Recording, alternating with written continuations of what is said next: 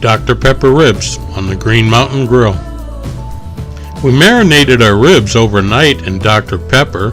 Now we're going to pat them dry and season them with Butcher's Barbecue Longhorn Dust. Do a nice heavy coat of your Butcher's Barbecue Longhorn Dust and you're ready to go.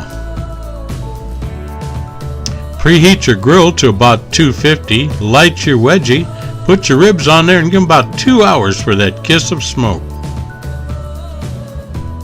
2 hours in the smoke now and they are looking and smelling good. We're going to pull them off and foil them and put them right back onto the grill. Our sauce is just a 50-50 mixture of Dr. Pepper and Country Bob's all-purpose sauce. It is good. Foiling our ribs tonight, we want to just put a little bit of brown sugar there and a little bit of butter and place the ribs right there on top of them. Good to go. Place your ribs on top of the brown sugar and the butter that you put in your foil. Top with more brown sugar and more butter, then fold it into a bit of a pocket. Add a little Dr. Pepper and fold it up tight and back onto the grill for about an hour.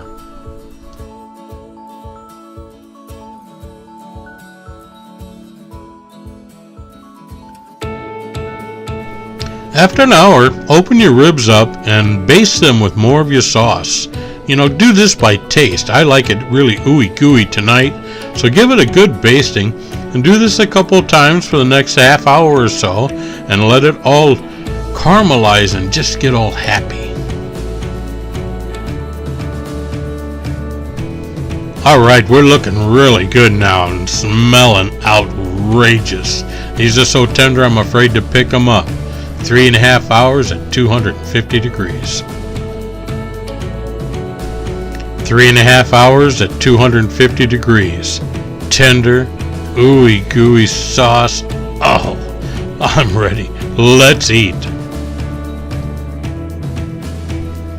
There it is. Let's eat.